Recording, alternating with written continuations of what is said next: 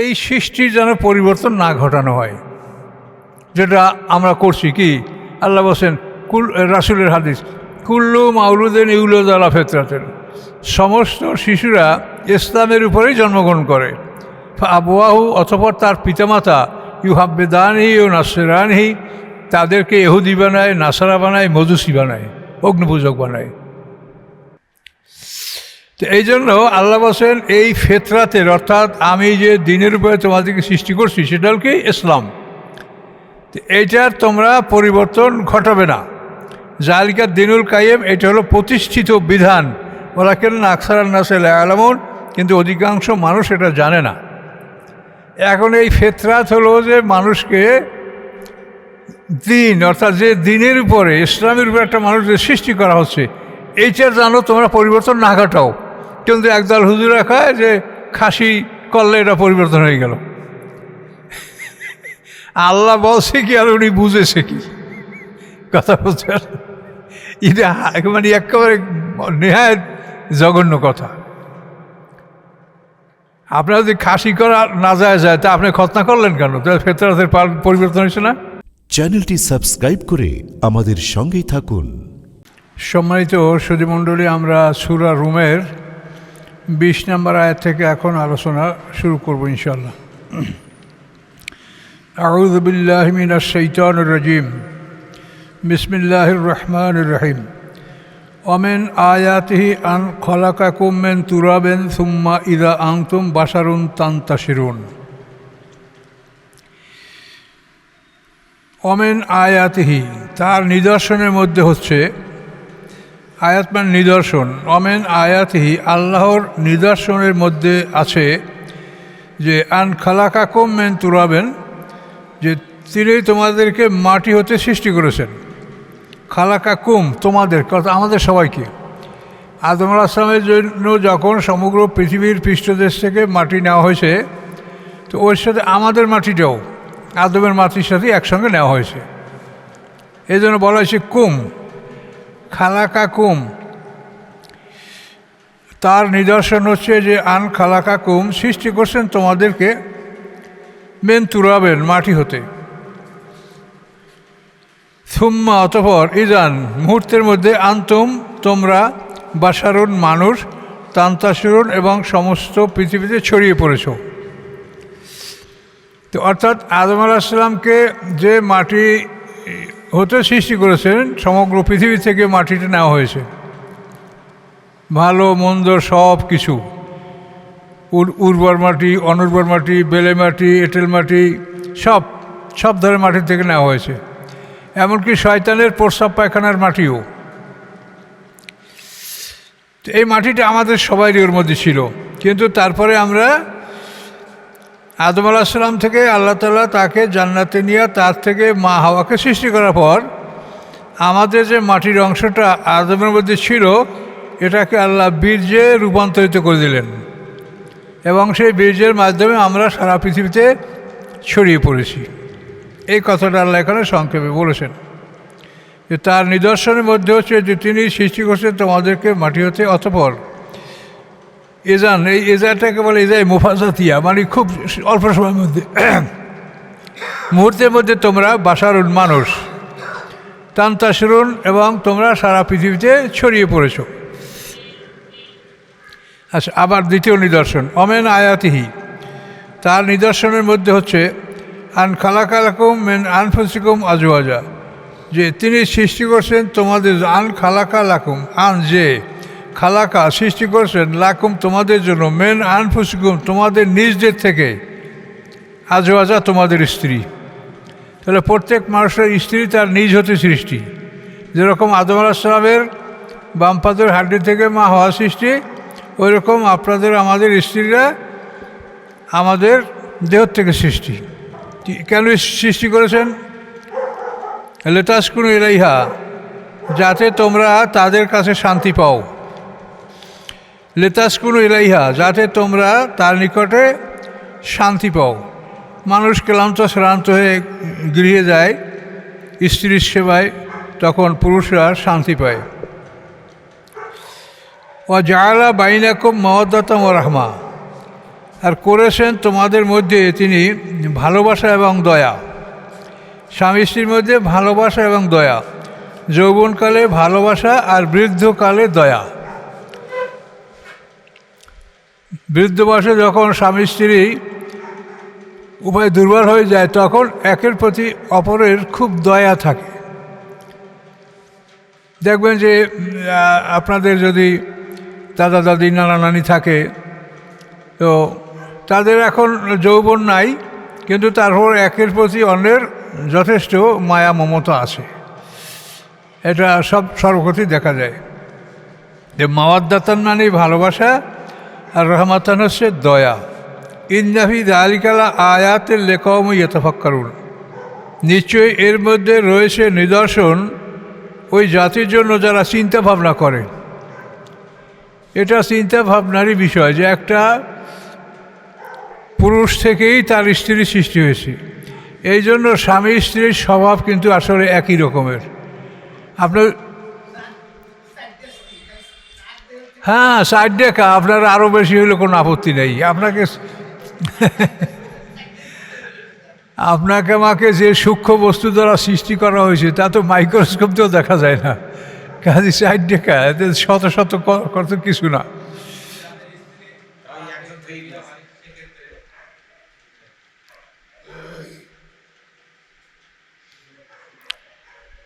প্রশ্ন একটা জটিল থাকে, যেটা হলো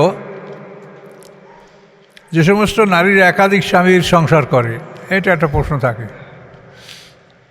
তো এটাকে আমরা একটা ইয়াতাফাক্কারুন যখন বলছে তাফাক্কুর, তাহলে আমরা একটা যৌক্তিক কথা বলতে পারি যেখানে আল্লাহ বসে যেটা তারা চিন্তা করবে।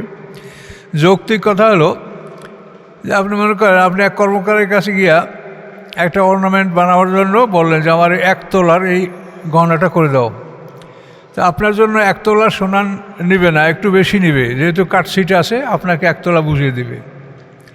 তাহলে আপনার 1 তোলার থেকে কিছু কাটশিট থাকলো, আর একজনে আসলো সেও ওই রকম বললো আমার 1 তোলা একটা অলঙ্কার, তো সেটা আপনি বানাতে কর্মকারে কিছুটা কাটশিট থাকবে।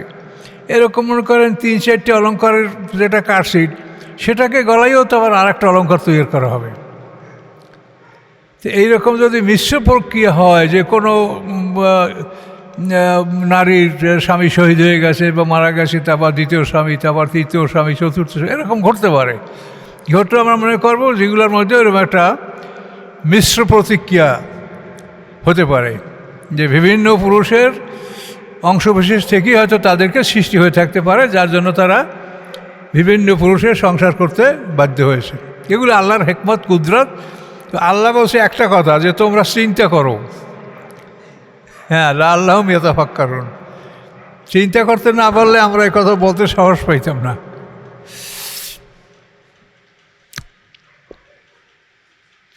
অমেন আয়াতি খালকুস সামাওয়াতি ওয়াল আরদ, তার নিদর্শনের মধ্যে রয়েছে সৃষ্টি আকাশ পৃথিবীর।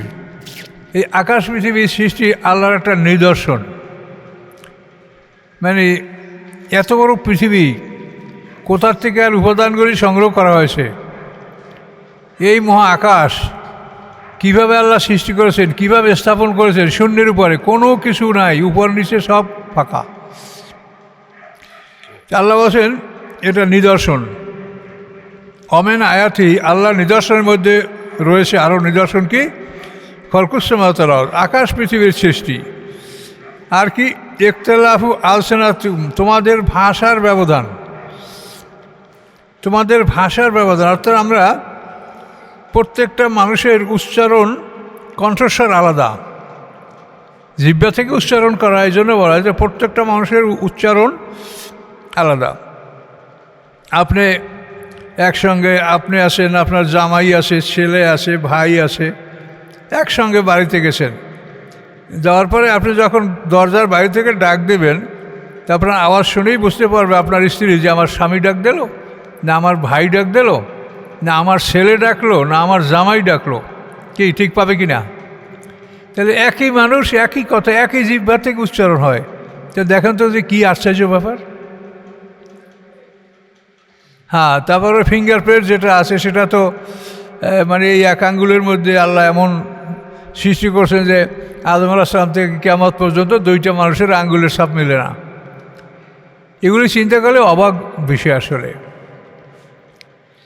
এই জন্য আল্লাহ বলছেন যে তোমার আঙ্গুলের অগ্রভাগ আমি হাসরের ময়দানে আমি এটা একত্রিত করব, বানানা, যেটা সূরা আম্মায়াত আছে না, সূরা ইয়ের মধ্যে আছে, যাই হোক ওই 30-29 পারার মধ্যে আয়াত আছে, বানানা মানে আঙ্গুলের অগ্রভাগ, এটা আল্লাহ তাআলা হাসরের ময়দানে তুলবেন। তোমরা তুলতে পারবো না, তুলবো এমনভাবে যে তোমার আঙ্গুলের অগ্রভাগের সাপটা সহ তুলবো, এড়াতে পারবে, কিছুই বাকি থাকবে না।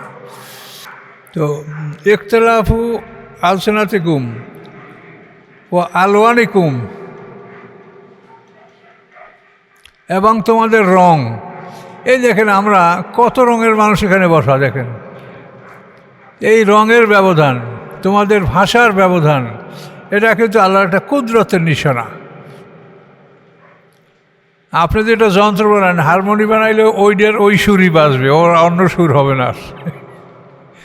কিন্তু আল্লাহ তাআলা এমন করেছে দেখেন যে তোমার ভাষা, তারপর তোমাদের রং, ওইটা প্রত্যেকটা দেন একটা জিহ্বা, এই জিহ্বা একটা জিহ্বা, এইটাই আপনার গরম, ঠান্ডা, তিতা, টক, বাসি, টাটকা, এই সবই আপনার একটা জিহ্বা বলতে পারতেছে। একটা জিনিসে এতগুলো পরীক্ষা, এটা কি পৃথিবীর আর কেউ করতে পারে? এরকম কোনো যন্ত্র আছে? তা আল্লাহ তাআলা বলেন যে এগুলি আমার নিশানা, কুদরতের নিশানা, আমার ক্ষমতা দেখো। তো তোমাদের ভাষার ব্যবধান, ও আলসিনাতিকুম ও আলওয়ানিকুম, এবং তোমাদের রং, ইন্না ফি যালিকা লাআয়াতিন লিল আলামিন, নিশ্চয়ই এর মধ্যে রয়েছে নিশানা সমস্ত সৃষ্টি জগতের জন্য, বিশ্ব জগতের জন্য এগুলির মধ্যে নিদর্শন বা নিশানা রয়েছে।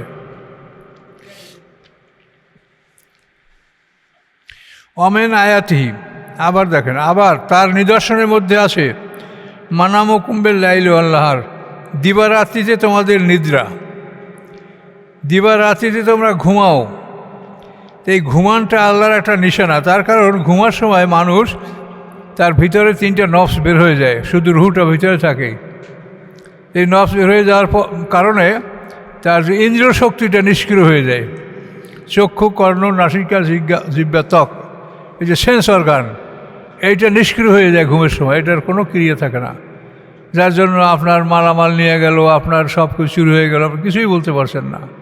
অথচ আপনার হাত, পা, চোখ, কান, নাক, জিহ্বা সবই তো আছে।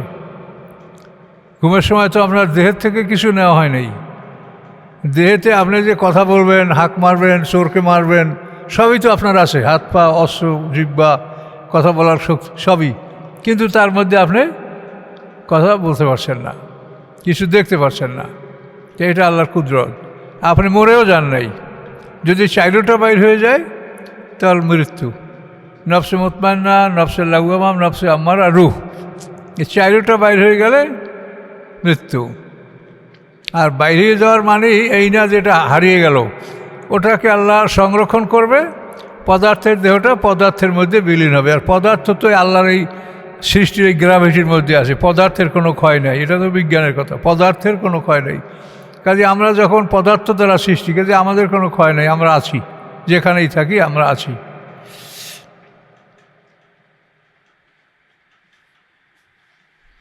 মানামুকুম বিল লাইলি ওয়ান নাহার, দিবারাত্রিতে তোমাদের নিদ্রা, ওয়াবতিগাউকুম মিন ফাদলিহি, এবং তার অনুগ্রহ অনুসন্ধান করা।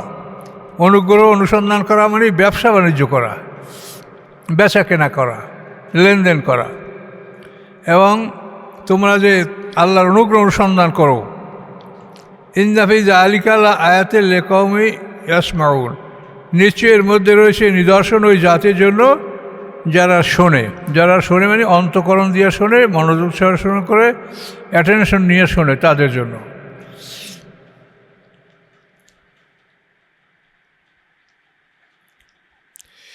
অমেন আয়াতি ইউরিকুমুল বারকা খওফামাত্তামা, এবং তার নিদর্শনের মধ্যে আরও নিদর্শন আছে। ইউরিকুম, যে তিনি দেখান তোমাদেরকে, বারকা বিদ্যুৎ, আমরা বিদ্যুতের চমক দেখতে পাই। এটার মধ্যে দুইটা জিনিস, খওফা ও তমা। একটা আছে ভয় আর একটা হচ্ছে লোভ, আশা।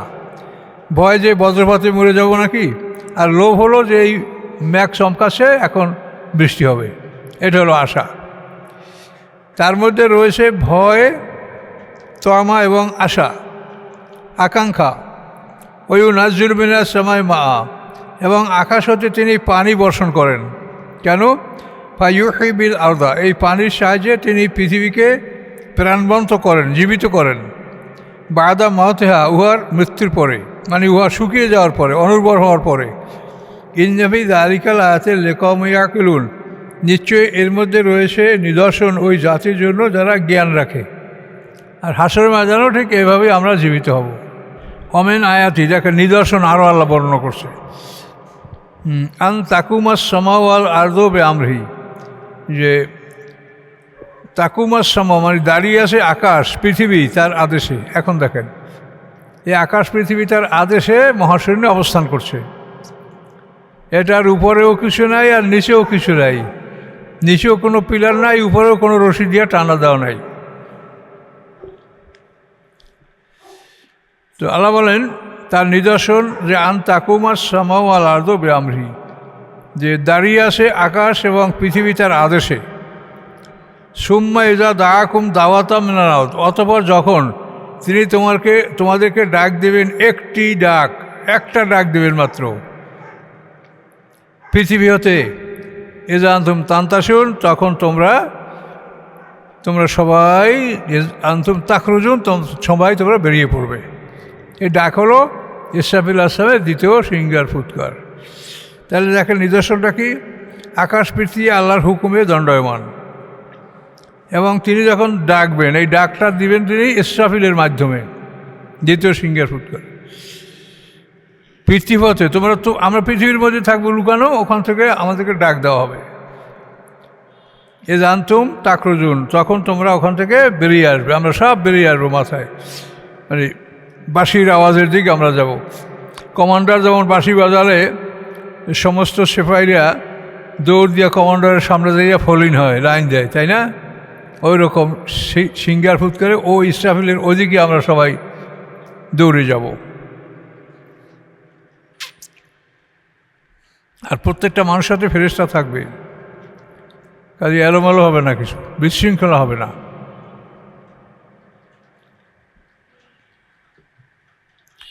ওয়ালাউ মানফিস সামাওয়াতি ওয়াল আরদ কুল্লু লাহু কানিতুন, এবং তার অধীনে তিনি মালিক, লাম দের তামলিক, তিনি মালিক যা কিছু আছে আকাশের মধ্যে এবং যা কিছু আছে পৃথিবীর মধ্যে।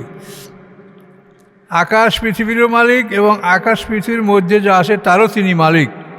কুল্লুল্লাহু কানিতুন, এবং সবাই তার অনুগত, সবাই তাকে মানে, আল্লাহকে সবাই মেনে চলে, সবাই তার অনুগত। মানুষের মধ্যে একদল আছে আনুগত্য স্বীকার করে না, তারা কঠিন শাস্তি ভোগ করবে। ওহুয়াল্লাযী ইয়াবদাউল খালকা সুম্মা ইউঈদুহু, তিনি সেই আল্লাহ, এগুলোও নিদর্শন। ইয়াবদাউল খালকা, যিনি সৃষ্টির সূচনা করেছেন, তিনি প্রথম সৃষ্টি করেন। সুম্মা ইউঈদুহু, পরে দুবার ওই সৃষ্টিকে করেন, পুনরায় সৃষ্টি করেন। তিনি সৃষ্টি সূচনা করেন, আবার পুনরায় তিনি সৃষ্টি করেন। ওহুয়া হাওয়ানু আলাইহি, এবং এটা তার উপরে খুবই সহজ, খুবই সোজা। ওয়ালাহুল মাসালুল আলা, এবং তিনি মালিক, মাসাল মানে সিফত, গুণাবলী, আলা শ্রেষ্ঠ, তিনি শ্রেষ্ঠ গুণাবলীর অধিকারী। মাসাল মানে দৃষ্টান্ত, কিন্তু এখানে মাসাল মানে সিফত বা গুণাবলী। তিনি শ্রেষ্ঠ গুণাবলীর অধিকারী। ফিস সামাওয়াতি ওয়াল আরদি, আকাশ পৃথিবীর মধ্যে, আকাশ পৃথিবীর মধ্যে তিনি শ্রেষ্ঠ গুণের অধিকারী। ওয়াল আজিজুল হাকিম, তিনি পরাক্রমশালী, তিনি কৌশলী। আল্লাহ যা বলছেন সবই তার মধ্যে আসে, কোনো সন্দেহ নাই, কোনো দুর্বলতা নেই।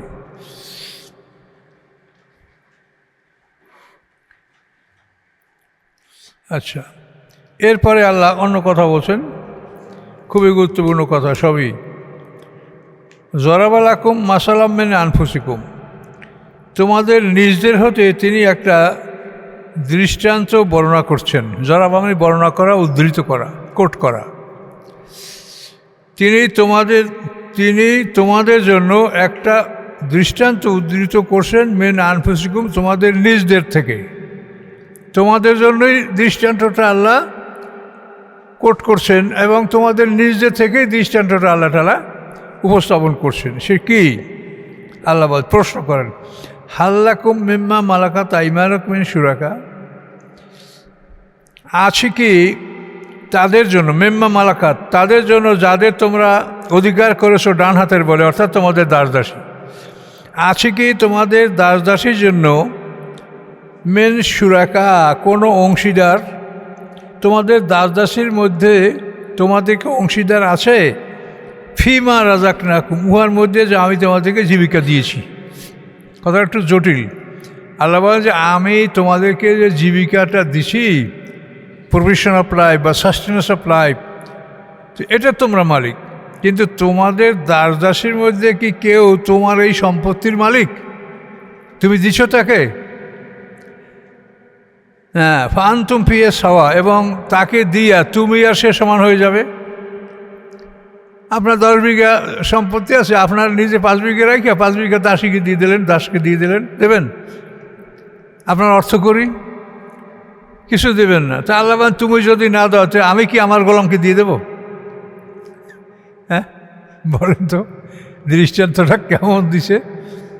তুমি যদি তোমার দাসকে তোমার সম্পদ দিয়া তুমি তার সমান না হও, তো আমি কি আমার গোলামকে আমার ক্ষমতা দান করে গোলাম আর আমি সমান হয়ে গেলাম? যে তুমি দরবারে যাইয়া সন্তান চাও, দরবারে রোগ মুক্তি চাও, পীরের পায়ের উপরে পড়িয়া তুমি সম্পদ চাও, ব্যবসা চাও, তাহলে তার কাছে ক্ষমতা আমি দিছি নাকি?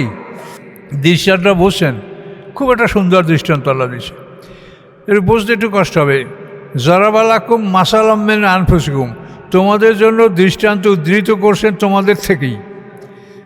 আছে কি তোমাদের যারা দাসদাসী তাদের জন্য কোনো অংশ? তোমাদের দাসদাসী, তোমাদের যে লিগাল দাস বা দাসী, তাদের জন্য কোনো অংশ আছে? ফিমা রাযাকনাকুম, উহার মধ্যে যা আমি তোমাদেরকে জীবিকা দিয়েছি, প্রভিশন অফ লাইফ যা দিয়েছি, এটার মধ্যে তাদের কোনো অংশ আছে? অংশ থেকে ফানতুম ফিহি সাওয়া, তারা আর তোমরা সমান। তোমরা এটা কেউ করছো? করো না। তাকাফুনহুম কাখিফাতিকুম, তোমরা কি তোমাদের দাসদাসীকে তোমাদের নিজেদের লোকদের মতো ভয় করো? আপনারা যারা সমকক্ষ তারা একজনকে সমীহ করেন, ভয় করেন যে আমি অন্যায় করলে সে আমার প্রতিবাদ করবে বা আরও অনেক কিছু করতে পারে। কাজে আমরা সমকক্ষরা কিন্তু একে অপরকে একটা সম্মান দিয়ে আমরা চলাফেরা করি। তা আল্লাহ তোমরা কি তাদেরকে তোমাদের নিজদের মতো ভয় করো? না, করো না। কাযালিকা নুফাসসিলুল আয়াতি লিকাওমিন ইয়াকিলুন, এভাবেই আমি বর্ণনা করছি আমার আয়াতগুলো ওই জাতির জন্য যারা জ্ঞান রাখে। আমার মনে হয় এইরকম দৃষ্টান্ত আল্লাহ ছাড়া পৃথিবীর কেউ দিতে পারে না। এমন সুন্দর একটা দৃষ্টান্ত তিনি দিচ্ছেন। তোমরা পীরের দরবারে যাও, এই যে মানুষকে একটা ভুয়া মানে এটা শয়তান এগুলো মানুষের মনের মধ্যে যোগায়। পীরের দরবার গেলে এইটা পাবো, ওইটা পাবো, সেইটা পাবো। আর এই ধর্ম ব্যবসা বিনা পুঁজিতে কোটি কোটি টাকার সম্পদ তারা আয় করে।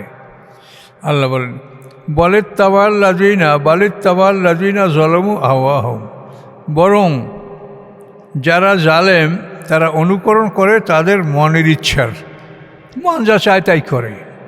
আর মনের মধ্যে তো শয়তান বসা আছে। বরং অনুকরণ করে জালেমরা আহওয়াহুম তাদের মনের ইচ্ছার, বেগায়ের ইলম, কোনো জ্ঞান ছাড়া। তাদের এই ব্যাপারে কোনো জ্ঞান নাই। ফামা ইয়াহদি মান আদাল্লাহ, কে পথ দেখাতে পারে তাকে যাকে আল্লাহ বিপদগামী করেছেন? আল্লাহ এই সমস্ত মানুষ উপরে সিলমোহর করে দিয়েছে, সেটা দিবে না। একটা পর্যায়ে আল্লাহ এটা করেন, এটা প্রাথমিকভাবে করেন না। প্রাথমিকভাবে যদি আল্লাহ করতেন তাহলে আমরা একটা মানুষ হিসেবে আমরা যে অন্যায় অপরাধগুলি করি এগুলির জন্য তো আল্লাহ সাথে সাথে আমাদের কাউকে শাস্তি দেন নাই। বিলম্ব করেছেন, বয়স হয়েছে, জ্ঞান হয়েছে, তা আমরা অনেকেই আপন থেকেই ভালো পথে ফিরে আসছি আল্লাহর ইচ্ছায়। তো আমাদের যদি আল্লাহ সাথে সাথে শাস্তি দিতেন তাহলে তো আমরা আল্লাহর পথে ফিরে আসতে পারতাম না। তো এই জন্য আল্লাহ তাআলা আমাদের সময় দেন, আর এই সময় পাওয়ার পরেও যারা আমরা সময় সদ্ব্যবহার করি না তাদেরকে আল্লাহ মোহর করে দেন যে যা তুই যখন ওই পচা খাবার খাবি তো খা। কথা বুঝতে পারছেন? ভালো দেখায় যে ভালো খাবে না, খাবে ওই যা খাইলে মরবে তাই খা। ফামাই হাদি মানাদ আল্লাহ, কে পথ দেখাতে পারে যাকে আল্লাহ বিপদগামী করেন। অমাল আহমেদ নাসির, নাই তাদের জন্য কোনো সাহায্যকারী। এই নসিহতগুলি করার পরে আল্লাহ রাসূলকে বলছেন ফা আকেম ওয়াজহাকালে দিনে হানিফা, প্রতিষ্ঠিত রাখুন। আকেম মানে দাঁড়াই থাকেন, দাঁড়াই থাকার মানে প্রতিষ্ঠিত হওয়া, প্রতিষ্ঠিত থাকা। আকেম আপনি প্রতিষ্ঠিত করুন অজহাকা আপনার চেহারাকে, চেহারা মানে আপনার নিজকে, মানে সবচেয়ে উত্তম অংশটাকে দিয়ে আল্লাহ তাআলা পুরো দেহটা বোঝাচ্ছে। তো আপনি প্রতিষ্ঠিত করুন আপনার নিজকে লিদ্দিনে হানিফা, বিশুদ্ধ দিনের উদ্দেশ্যে। আমাদের এই ইব্রাহিম আলাইহিস সালাম মিল্লাত, এটা হলো হানিফ মানে মায়লান আনেল আদিয়ানি কুল্লি, মানে সমস্ত দিন থেকে এটা উত্তম দিন, বিশুদ্ধ সুন্দর, সর্বসুন্দর দিন। তো খাঁটি দিন, বিশুদ্ধ দিন, এটা আপনি বলতে পারেন। আপনাকে প্রতিষ্ঠিত করুন এই পরিশুদ্ধ বা খাঁটি দিনের প্রতি। আর ফেতরাত আল্লাহে, আল্লাহর সৃষ্টিগত আইন, আল্লাহর সৃষ্টিগত আইন, আল্লাতি ফাতারান্নাস আলাইহা, যে আইনের উপরে আল্লাহ তাআলা মানুষ সৃষ্টি করেছেন। লা তাবদিলা খালকিল্লাহ, এটার কোনো পরিবর্তন হবে না, এটা অর্ডিন্যান্স। অর্ডিন্যান্স মানে এটার পরিবর্তন হবে না, মানে তোমরা পরিবর্তন কেউ করতে পারবে না, এটা অর্ডিন্যান্স। অর্ডিন্যান্স মানে আদেশ দেওয়া লাগে না, অর্ডিন্যান্স করলেই, ঘোষণা করলেই বোঝা যায় যেটা নির্দেশ। তা আল্লাহ বলছেন যে আল্লাহর ফেতরাত মানে সৃষ্টিগত নিয়ম, অর্থাৎ প্রত্যেকটা মানুষকে আল্লাহ তাআলা ইসলামের উপরে সৃষ্টি করেছেন। আমাদের প্রথম মৃত্যুর আগে আমাদেরকে একটাই প্রশ্ন করছেন, আলাস্তু বিরাব্বিকুম, আমরা সবাই বলছি কলু বালা, আমরা সবাই মুসলমান না?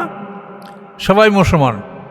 এই ইসলামের উপরে যে আমাদের সৃষ্টি করছে, এইটা আল্লাহ বলছেন লা তাবদিলা খালকিল্লাহ, এই সৃষ্টির যেন পরিবর্তন না ঘটানো হয়, যেটা আমরা করছি। কি আল্লাহ বলছেন রাসূলের হাদিস, কুল্লু মাউলুদিন ইউলাদু আলা ফিতরাতিন, সমস্ত শিশুরা ইসলামের উপরেই জন্মগ্রহণ করে। আবওয়াহু, অতঃপর তার পিতামাতা, ইউহাব্বিদানিহি ও নাসরানিহি, তাদেরকে ইহুদি বানায়, নাসারা বানায়, মজুসি বানায়, অগ্নিপূজক বানায়। আপনারা যারা মুসলমান, আপনাদের সন্তান আপনারা কোনো রকম ঘরে রেখে আসতে পারেন না, মসজিদে নিয়ে আসতে বাধ্য হন, কেউ কাঁধে করিয়া, কেউ হাঁটাইয়া, যেভাবে হোক, কোনো উপায় নেই। এই যে আপনার সন্তান, এই মসজিদে আমি দেখছি কাল না পরশু একটা বাচ্চা বাবাই নিয়ে আসে, এখন উনি ওই নিজে খালি নামাজ পড়তেছে, ইচ্ছে মতো সেজদা, রুকু, ওঠা বসা, মানে আপনারা কি করেন বা ইমাম সাহেবের খবর নাই। খুবই সুন্দর লাগে যে তার মন মতো সে নামাজ পড়তেছে, কেন বাবার সাথে আসে, এখানে নামাজ। এই যে আমাদের মানে একটা পরিবেশের কারণে যে মানুষ, এটা যে আল্লাহর কত বড় মেহরবানি যে আল্লাহ তাআলা আমাদেরকে মুসলিম পরিবারে আমাদেরকে জন্মগ্রহণ করাইছিল, এটা বিরাট মেহরবানি আল্লাহর। কিন্তু এই পরিবারে যারা জন্মগ্রহণ করে নাই তাদের জন্য কিন্তু মুশকিল, মনে চাইলেও তারা ফিরে আসতে পারে না বিভিন্ন প্রতিবন্ধকতার কারণে। তো এই জন্য আল্লাহ বলেন এই ফেতরাতের, অর্থাৎ আমি যে দিনের উপরে তোমাদেরকে সৃষ্টি করছি সেটা হল কি ইসলাম, এইটার তোমরা পরিবর্তন ঘটাবে না। জালিকা দিনুল কাইয়্যিম, এটা হলো প্রতিষ্ঠিত বিধান। ওয়ালাকিন্না আকসারান নাসি লা ইয়ালামুন, কিন্তু অধিকাংশ মানুষ এটা জানে না। এখন এই ফেতরাত হলো যে মানুষকে দিন, অর্থাৎ যে দিনের উপরে, ইসলামের উপরে একটা মানুষের সৃষ্টি করা হচ্ছে, এইটার জানো তোমরা পরিবর্তন না ঘটাও। কিন্তু একদল হুজুরা খায় যে খাসি করলে এটা পরিবর্তন হয়ে গেল। আল্লাহ বলছে কি আর উনি বুঝেছে কি? কথা বলছে, এটা মানে একেবারে নেহায়েত জঘন্য কথা। আপনার যদি খাসি করা না যায় তা আপনি খতনা করলেন কেন? তাহলে ফেতরাতের পরিবর্তন হয়েছে না? যে যা বলে বলবো, আমরা শুনবো না, আমরা শুনবো আল্লাহর কথা। কথা বলছেন, আমরা শুনবো আল্লাহর কথা, মানুষকে পৌঁছে দেবো আল্লাহর কথা, সে মানলো কি মানলো না, আপনি যুক্তি তর্ক দিচ্ছেন মানেন না, মনে কষ্ট নেবেন না, আপনার কাজই হলো দাওয়াত পৌঁছে দেওয়া। তাহলে ফেতরাত অর্থ হলো যে আল্লাহর যে দিন, এই দিনকে তোমরা পাল্টাবে না। আপনি এই ধান কোরাস করে জন্মাতে জন্মাতে আমরা ছোটোবেলায় দেখছি 1 বিঘা জমিতে ধান হয় 5 মণ, এখন সেই জায়গায় 40 মণ। এটা যদি কোরাস না করা হতো, তাবদিল বদল না করা হতো, এটা হয়তো? আপনি একটা টক বড়ই গেছে মিষ্টি বড়ই, একটা টক আম গাছে মিষ্টি আম, এই যে একটা পরিবর্তন। তারপর আমাদের সৃষ্টিগতভাবে আমরা দাড়ি চুল নখ এবং দেহ পরিষ্কার করি, এগুলো প্রত্যেকটাই তো পরিবর্তন, না শিখদের মতো থাকবেন। তাহলে তাবদিলে খালকিল্লা মানে খাসি করা ছাগল আর গরু এত কোরবানি হয়, এটা কী বুদ্ধিকন? কাজে এগুলো তাদের জ্ঞানের অভাব, কাজে এই ব্যাপারে আপনারা সতর্ক থাকবেন। তাহলে তাবদিলে খালকিল্লার অর্থ হলো এই যে ফেতরাত, এটাকে খাল বলছে। এই দেখেন না, আকে মজাকালে দিনে হানিফ, এই যে দিনে হানিফ এটাই সামনে, এটার নাম ফেতরাত। এটা এই দিনে হানিফটাই হলো ফেতরাত। তো এই ফেতরাতের উপরে আল্লাহ মানুষ সৃষ্টি করছে, তো এই সৃষ্টির মধ্যে কোনো পরিবর্তন নাই। জালিকা দিনুল কাইয়েম, এবং এটা হচ্ছে প্রতিষ্ঠিত দিন, কিন্তু অধিকাংশ মানুষ তা জানে না। তো পিছনে এতে বলা হয়েছে যে আপনি নিজকে প্রতিষ্ঠিত রাখুন, তাই না? সেইটার ব্যাখ্যা মুনিবিন ইলাইহি, তার অনুগামী হয়ে, তার প্রতি আকৃষ্ট হয়ে, অভিমুখ হয়ে, ইলাইহি মানে আল্লাহর প্রতি আকৃষ্ট হয়ে, অভিমুখ হয়ে আপনি এই দিনে হানিফের আনুগত্য করেন, নিজেকে সেখানে প্রতিষ্ঠিত রাখেন। মুনিবিনা, না বা আনা বা ইউনাবা মানে রুজু হওয়া, অভিমুখী হওয়া, আল্লাহ অভিমুখী হয়ে, আল্লাহর প্রতি আপনি রুজু হয়ে এই দিনে হানিফে আপনাকে প্রতিষ্ঠিত রাখবেন। ওয়াত্তাকুহু, এবং আল্লাহকে ভয় করো। ও আকিমুস সালাত, আল্লাহকে ভয় করার পরে কী করো? সালাত কায়েম করো। ওয়ালা তাকুনু মিনাল মুশরিকিন, মুশরিকদের অন্তর্ভুক্ত হয়েও না। আমলের মধ্যে এখানে একটা আমলের কথা বলা হয়েছে, সালাত। আচ্ছা, তাহলে ওয়ালা তাকুন মিনাল মুশরিকিন, তুমি হইও না মুশরিকদের অন্তর্ভুক্ত, হলো তো? এরপরে দেখেন মিনাল্লাযিনা ফাররাকু দীনহুম, হইও না তুমি তাদের দলভুক্ত যারা দিনকে খণ্ড খণ্ড করেছে। তাই তুমি মুশরিকদের অন্তর্ভুক্ত হইও না, আর দিনকে যারা খণ্ড বিখণ্ড করছে তাদের অন্তর্ভুক্ত হইও না। এখন আমরা যদি দেখি যে এটা ধরি, তাহলে সবই তো দিন খণ্ড বিখণ্ড, শত শত দল। কাজে আমরা এটাকে ওইভাবে না বিবেচনা করে আমরা বলছি যে আপনি যে দলেই আসেন থাকেন, কিন্তু মনে রাখবেন যে আপনাকে এই বাংলাদেশে যেমন 18 লক্ষ ছাত্র একই প্রশ্ন পরীক্ষা দিচ্ছে, হাসরের ময়দানে আমরা সবাই একই প্রশ্নের পরীক্ষা দিতে হবে। কাজে আপনি যাই হন, আহলে হাদিস হন, হানাফি হন, মালিকি হন, তরিকাপন্থী, শরীয়তপন্থী, যাটাই হন, আপনার প্রশ্নপত্র কোরআন। যদি আপনি কোরআনকে মানেন, তাহলে আপনি আপনার দলটা হলো কি, যে আপনি একটা স্কুলের মাধ্যমে আপনি এটা শিখছেন, কিন্তু আপনার স্কুল আমার স্কুল একই। বিভিন্ন স্কুল থেকে ছেলেরা লেখাপড়া করে, তো একই প্রশ্নে পরীক্ষা দেয়। কাজেই আমাদের সবাইকে একই প্রশ্নে পরীক্ষা দিতে হবে। যদি এইটা পারেন, তাহলে আপনার দলে যেটা আসেন এতে কোনো ক্ষতি করবে না, আর যদি এইটা না পারেন তাহলে সম্পূর্ণ বরবাদ। যদি বলেন যে আমার দল ঠিক আর সব ভুল, তাহলে আপনি মনে করবেন যে আপনিই ভুল।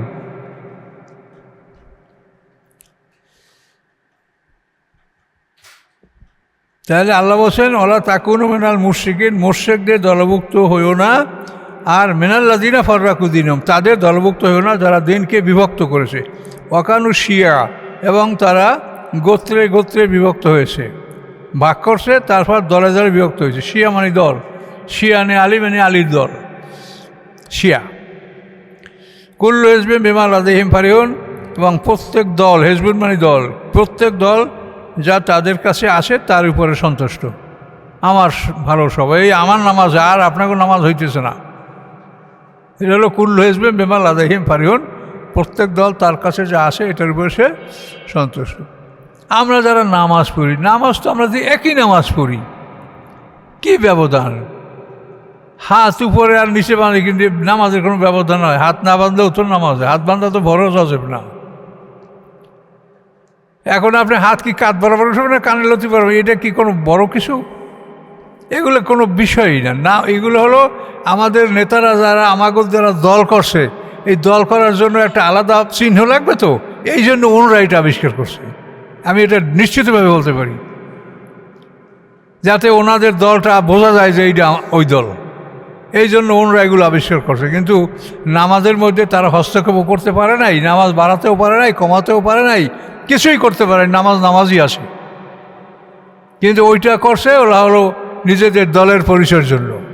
আমি এটা মনে করি এইগুলো কি বিষয়? এগুলো কোনো বিষয়? যেখানে আল্লাহ কোরআনে বলছেন যে তোমরা যদি বড় বড় অপরাধগুলি না করো তা আমি তোমাদের ছোটো গুনাহ মাফ করে দেবো, এটা ডাইরেক্ট কোরআনে আল্লাহ বলছে। তারপর আপনারা এগুলো নিয়ে ঝগড়া করবেন কেন? মনে করেন আমি ভুল করছি, তো ভুল হলে এটা তো গুণে কবিরে না, বা হতে পারে আপনি ভুল করছেন, তা আপনার এই ভুলটা তো গুণে কবিরে না, এটা তো ক্ষমার যোগ্য। তো এটা নিয়ে আপনারা তর্ক বিতর্ক করে সময় নষ্ট করেন, এটা কি ঠিক? এগুলো বুঝতে হবে, এগুলো শয়তানের কাজ। ওয়াইজা মাসান্নাসা দুরুন দাও রব্বাম মুনিবিন ইলাইহি, মানুষের স্বভাব বলছে আল্লাহ।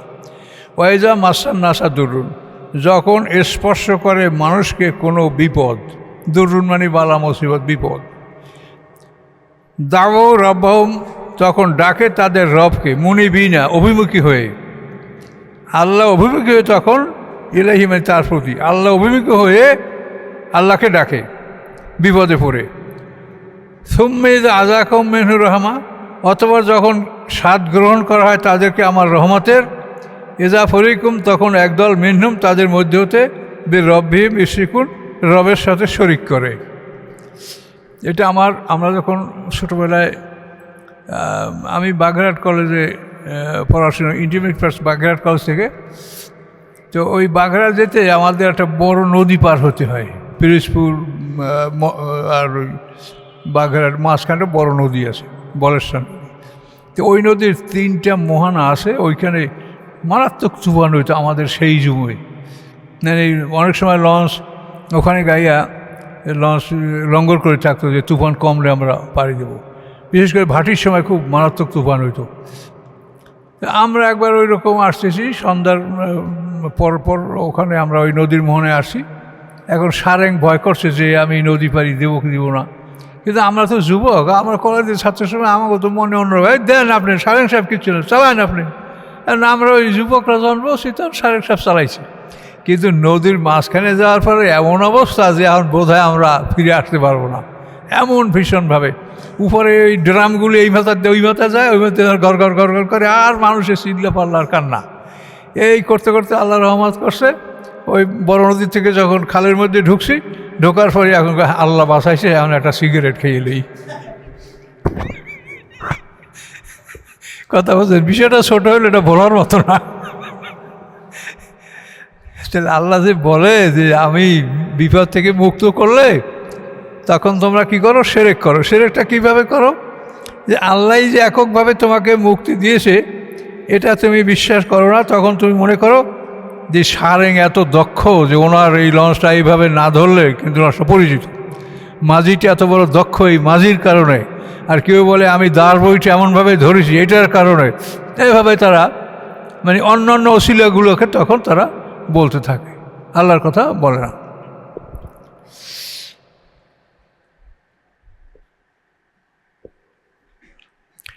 আল্লাহ বলেন এটা তারা কেন করে? লিয়াকফুরু বিমা আতাইনাহুম, যে আমি তাদেরকে যে নেয়ামত দিয়েছি এটা তারা কুফরি করবে, অস্বীকার করবে, এটার প্রতি অকৃতজ্ঞ হবে।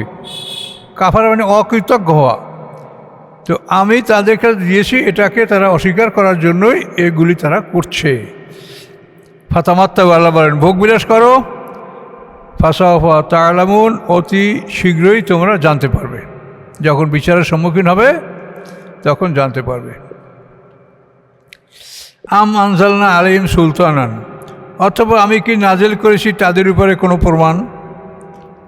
প্রমাণ হলো আসমানি কিতাব। আম আনজালনা আলাইহিম সুলতানান, আমি কি নাজিল করেছি, অথবা আমি কি নাজিল করেছি তাদের উপরে কোনো প্রমাণ? ফাহুয়া ইয়াতাকাল্লামু বিমা কানু বিহি ইউশরিকুন, সেই প্রমাণ কথা বলে ওই সম্পর্কে যা তারা শরিক করে। তারা যে অংশীদার সাব্যস্ত করে, এই অংশীদার সাব্যস্ত কথাটা আমার কোনো বাণী প্রমাণ সমর্থন করে করে না। আল্লাহর কোনো বাণীতে ওই শিরকের সমর্থন করে করে না। আল্লাহ বলেন যে আমি কি তাদের উপরে এমন কোনো প্রমাণ নাযিল করেছি, সেই প্রমাণ তারা যে শরিক করে এই শরিকের পক্ষে কথা বলে, এই শিরক করার পক্ষে কথা বলে, এমন কোনো প্রমাণ আমি তাদের কাছে নাযিল করি নাই। এই আয়াতের অর্থ। ওয়াইজা আযাকতান নাসা রাহমাতান, এবং যখন আমি স্বাদ গ্রহণ করাই মানুষদেরকে আমার রহমতের, ফারিহু বিহা, তখন তারা আনন্দিত হয়। ওয়াইন তুসিবহুম সাইয়্যা, এবং যদি তাদের উপরে আসে কোনো বিপদ, বিমা কদ্দামাত আইদিহিম, এই জন্য যে তাদের হাত অগ্রে প্রেরণ করছে, মানে তাদের হাতের কামাইয়ের জন্য তাদের উপরে কোনো যদি বিপদ আসে, ইযাহুম ইয়াকনাতুন, তখনই তারা নিরাশ হয়ে যায়, ধৈর্য ধারণ করে না, বরং তারা নিরাশ হয়ে যায়।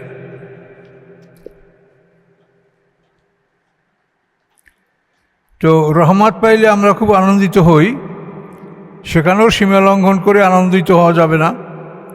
হ্যাঁ, যেমন একেবারে অমুকে পরীক্ষায় ফার্স্ট হয়েছে, তো অমুকে ভোটে এসেছে, এখন আমরা ঢোল তবলা লইয়া রাস্তায় নামবো। হ্যাঁ, অনেক হাজি সাহেবদেরকেও দেখা গেছে ঢোল তবলা লইয়া রাস্তায় আনন্দ মিছিল করে, উনি হাজি সাহেব। হ্যাঁ, হস্করি আছে, মাথায় টুপি আছে, দাড়ি আছে, তারপর ঢোল তবলা আছে। এটা আমার এলাকার একার সচক্ষে দেখা কথা বলছি।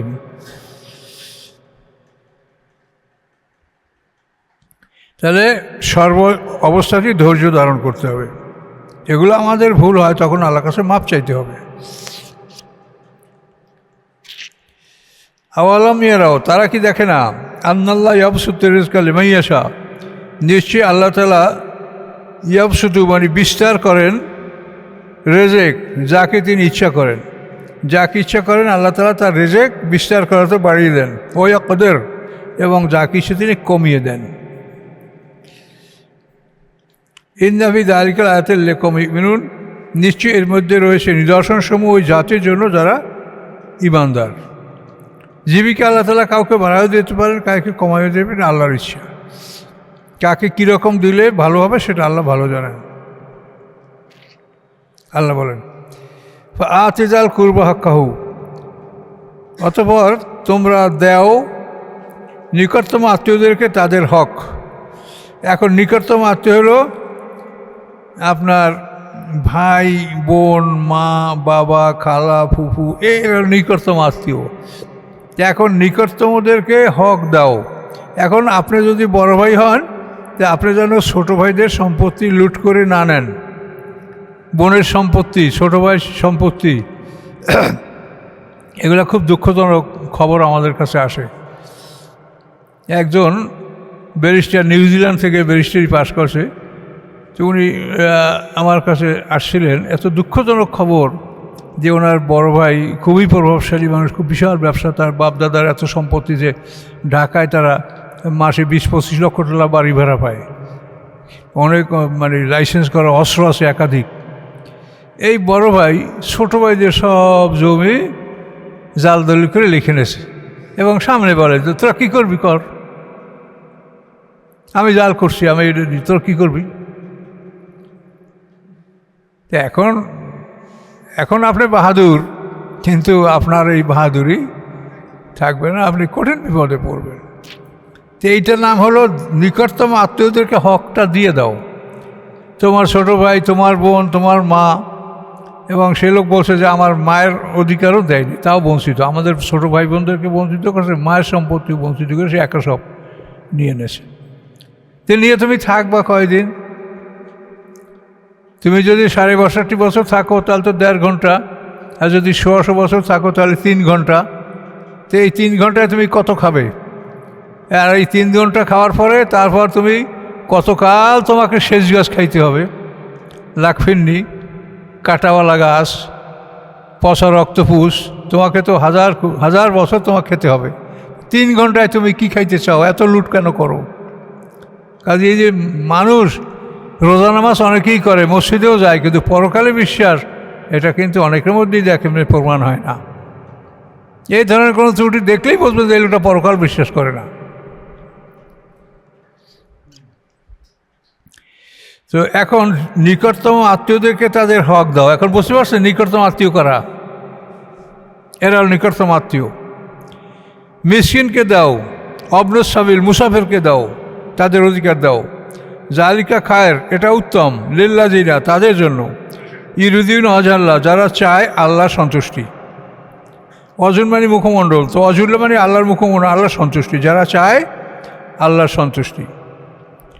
উলাইকুমুল মুফলিহুন, এবং এই লোকগুলি জয়যুক্ত হবে। তাহলে সবসময় চিন্তা করবেন যে আপনি এমনভাবে আল্লাহর দরবারে হাজির হবেন না যে আপনার কাছে কিছু পাবে।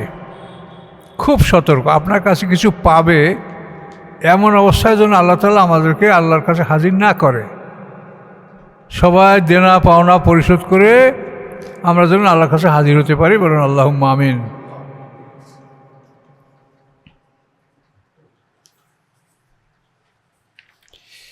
সম্পত্তি বন্টনের ব্যাপারটা এতই মারাত্মক, আমি দেখি না যে শতকরা একটা ফ্যামিলি সম্পত্তি ঠিকমতো বন্টন করছে।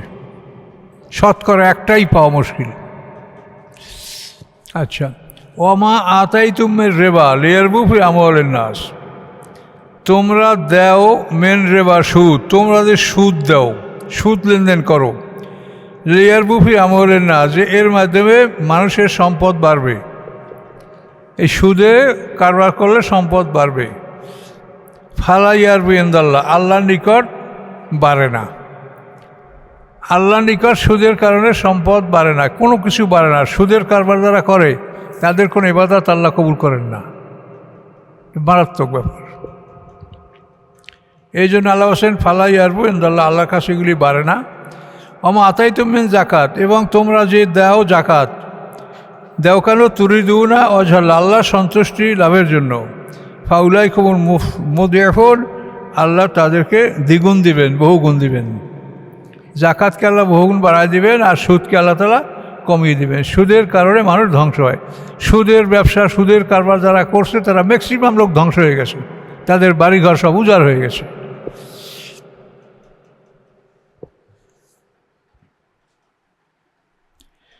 আল্লাহুল্লাযী খালাকাকুম সুম্মা রাযাকাকুম, আল্লাহ তাআলা তিনি খালাকাকুম, যিনি তোমাদেরকে সৃষ্টি করেছেন, সুম্মা রাযাকাকুম, অথবা তিনি তোমাদেরকে জীবিকা দান করছেন, সুম্মা ইউমীতুকুম, অথবা তিনি তোমাদের মৃত্যু দান করবেন, সুম্মা ইউহয়িকুম, অথবা তিনি তোমাদেরকে জীবিত করবেন হাশরের ময়দানে।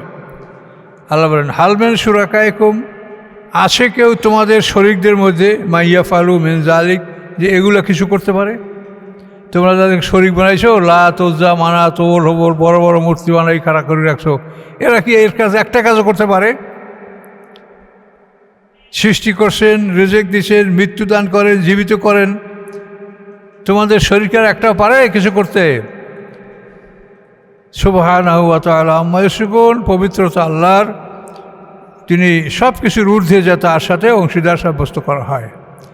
এখন দেখেন পৃথিবীতে এই মোরশেক, কোটি কোটি মানুষ মোরশেক, কোনো যুক্তি নেই, তর্ক নাই, সবাই একসঙ্গে জাগর দেবে, চিৎকার দেবে, হই হুল্লোড় করবে, আর আমাদের এই ধর্ম, ব্যাস।